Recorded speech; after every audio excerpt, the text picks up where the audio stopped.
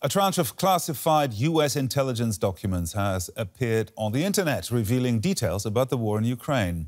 Information includes the number of casualties suffered on both sides, vulnerabilities of the Ukrainian and Russian armies, and strategic information regarding a spring offensive.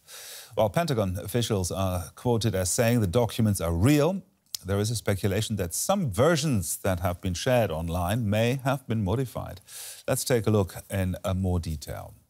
The documents indicate that Ukraine could run out of air defense missiles within weeks, that Ukraine has suffered significant casualties, and that a small contingent of NATO forces from various countries are operating within Ukraine.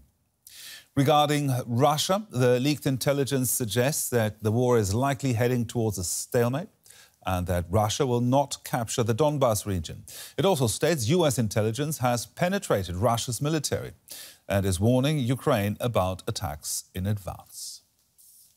For more on that, I'm joined now by Jamil Jaffer. He's the founder and executive director of the National Security Institute. He's also a former White House associate to George W. Bush. Welcome to DW. Mr. Jaffer, put this leak into perspective for us. How damaging really is it? Well, obviously, we don't know the details of all the documents that have been leaked thus far, but what we've seen to date is fairly damaging. We see a lot of details about what the U.S. is doing to collect intelligence, the kind of reporting that we have, and in particular, the results of that reporting demonstrating views on the Ukraine war, views on Russia's capabilities, as well as views on the Ukrainian military.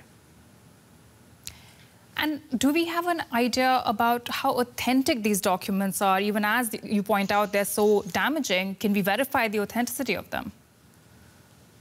Well, we know at least some of the documents that have been posted on the social media site Discord have been modified. We know that some of them have been modified to reduce the number of Russian casualties in one case, in another case to increase the number of Russian troops involved. And so we're not sure the authenticity of all the documents or whether they've been modified, but it does appear that U.S. intelligence sources have told news media that at least some significant portion of the documents are in fact genuine materials produced in particular by the Joint Chiefs of Staff, which is the military action arm of the Pentagon. Could this leak have an effect on the war in Ukraine then?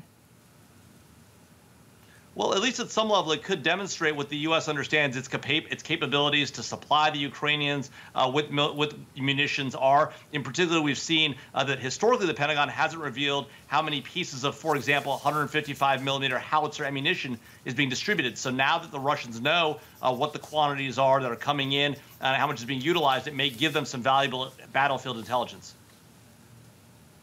Well, information warfare ends up being a part of all kinds of wars, though, and we've seen this historically play out as well. Does this one stand out to you? Is it more significant in any way?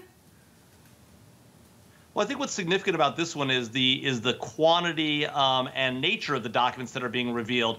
These are documents about an ongoing military operation today, fairly recent materials dating back only a few months back into the later part of last year.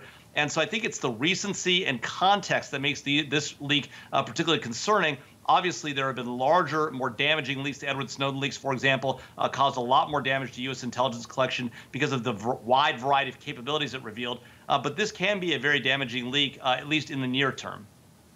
We'll be watching that fallout closely. Thank you for that, Jamil Jaffer from the National Security Institute. Thanks, Tamisha. Now, with Ukraine's air defenses running low, some experts worry Russia could soon unleash its considerable air power to change the course of the war. And we spoke to former commanding general of the U.S. Army in Europe, Ben Hodges, if he shares those concerns. First of all, the Russian Air Force has not impressed me for the last 14 months. Even though they had huge numerical superiority, it's clear that they don't have the training or the ability to really achieve air superiority. This is something that the German Air Force, the British Royal Air Force, the U.S. Air Force, we would have done this in the first days of any conflict, especially with that kind of numerical superiority. The Russians were not able to do that. So it's not just because of the brave and very competent Ukrainian air defense. It's because I don't think the Russians really know how to do this. So yes, of course, there's a vulnerability if we're not able to help Ukraine get more munitions or more systems for their air and missile defense. But I think they will have already anticipated what those vulnerabilities are. And again, I think that there are other ways to prevent Russia from exploiting a vulnerability, and that really is about denying them the places from which their attacks are being launched. That means Crimea, that means Donbas, that means ships at sea.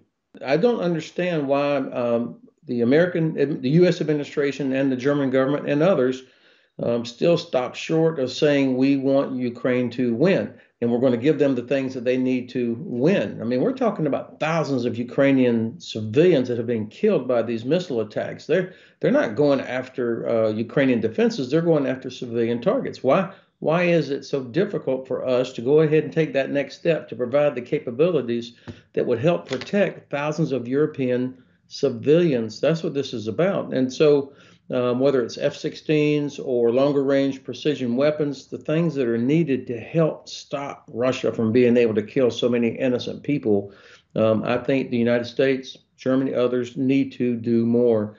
But it really comes down to, what do we want Ukraine to win, or are we just trying to drag this thing out?